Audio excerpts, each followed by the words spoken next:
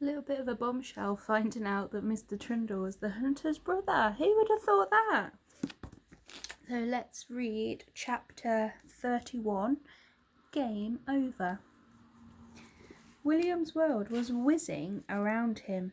Of all the impossible things he'd experienced that night, his father's last words were by far the most utterly mind-blowing, unbelievable.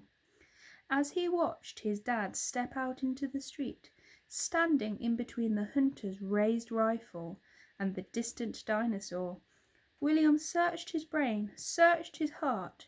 Could that wretched man, standing like a statue carved out of pure evilness, really be his uncle?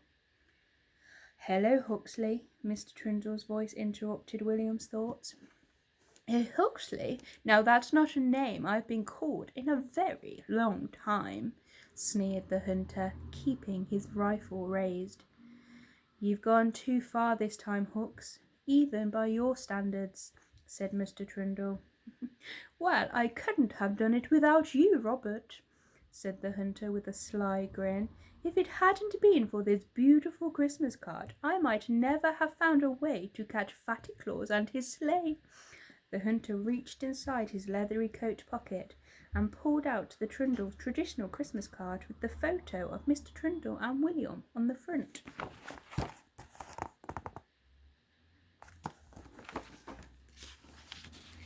William gasped.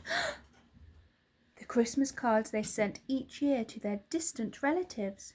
Great Nana Jones, second cousin Sam, Uncle H. Trundle, Huxley Trundle. William suddenly knew it was true. All of it. The hunter was his uncle. "Santa, it was my dad. He was the other little boy in the North Pole, wasn't he?" William asked. Santa nodded. It all became clear to William. That's why Dad loves Christmas so much. That's how he knows so much about it, William realised. And that's why he's devoted his whole life since then to being good, Santa said, and William remembered that his father had been banished from the North Pole. "This has to end. Put the gun down," Mr. Trundle said firmly, as he stood blocking the hunter's shot. "If you think I won't pull this trigger because you're my brother, then you are in for a very nasty shock," the hunter said with evil honesty. "It doesn't have to be this way, Hooks. We're family." "Family?" spat the Santa. "I know what family means to you. I know what you're really after. What your pathetic Christmas cards and countless letters over the years have really been for. My money. Slicing you out of my life all of those years ago was the best thing I ever did." "You've got it all wrong, my brother," replied Mr. Trundle. "I don't want the family money. I never have. Money causes more trouble than it's worth. That stuff has rotted your heart, Hooks, but I want it to buy it back with kindness." And as Mr. Trundle said those words, he offered his hand for his brother to shake. A full heart is worth more than a full wallet. The hunter paused. One eye was still glued to the sight of his rifle, while the other flickered momentarily to Mr. Trundle's outstretched hand. "You have precisely 3 seconds to get out of the way, or I'll blast you out of the way," the hunter said coldly as he closed his eyes and took aim. William knew he wasn't bluffing. "Dad!" he called out. 3, said the hunter, his beady black eyes plastered to the sight. Mr. Trundle didn't budge. 2. "This isn't a game, little brother," the hunter warned. Mr. Trundle stayed put, defending the Christmasaurus. 1. Bang! The gunshot rang out, deafeningly loud as it tore through the street. It knocked Mr. Trundle off his feet and sent him soaring through the air before he landed in a heap on the pavement. "Dad!" William screamed, tears exploding uncontrollably from his eyes. The hunter turned and faced him, the barrel of his smoking rifle pointing dangerously in his direction. "Unless you want to say ta-ta to Santa Claus as well as your father tonight, you had better keep your mouth shut," whispered the hunter. William continued crying silently, not taking his eyes from his father's body, lying motionless on the snow. "Growler, it's time," said the hunter, as he turned back towards the shadowy dinosaur and crept up the street.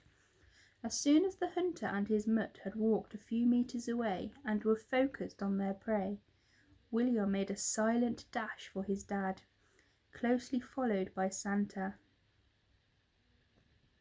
As William reached his father, tears filled his eyes so that he couldn't see. He sobbed and sobbed. "Willie Boos, is that you?" whispered a soft, shaky voice. "Dad, you're alive!" said William in amazement, quickly wiping away the tears. Mr. Trundle sat up on the pavement, looking completely confused. "Yes, I suppose I am," he said with surprise. "Oh, well, stuff my turkey," Santa said in a jolly hushed voice as he pointed at the smoking bullet hole in Mr. Trundle's woolly Christmas jumper. Mr. Trundle placed his hand over his heart with a smile. Then he reached down inside the top of his jumper and pulled something out he had been wearing round his neck. It was a thin, worn piece of brown leather, and when he reached the end, William noticed that something was attached to it. "The piece of reindeer antler!" William gasped in amazement, as the pointy, branch-like piece of horn popped out of Mr. Trundle's jumper. "I've worn it round my neck all these years," Mr. Trundle said, looking up at Santa. He dangled the small piece of antler his evil brother had cut from the flying reindeer those many Christmases ago, and when Santa and William leant in closer, they saw the bullet, William and Santa said at the same time. It was lodged deep inside the piece of antler.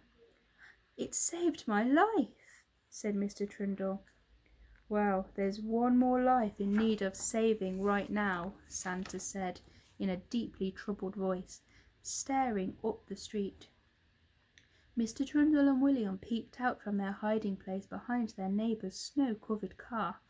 They saw the hunter silently slip a sleek bullet into his repulsive rifle, lift it to his bloodshot eyeball, and release a puff of thick smoke from his pipe. Then they all heard the awful, heart-stopping sound. Bang!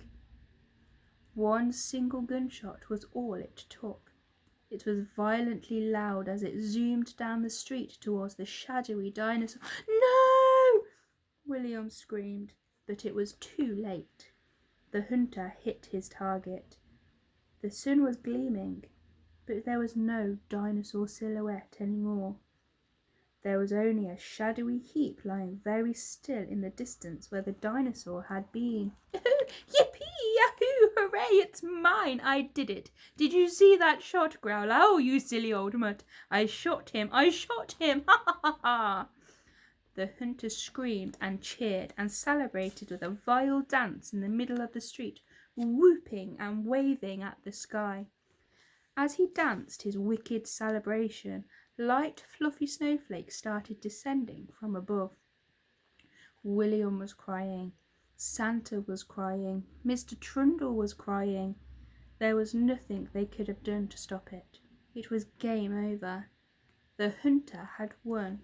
He had killed the Christmasaurus. I hope that's not true.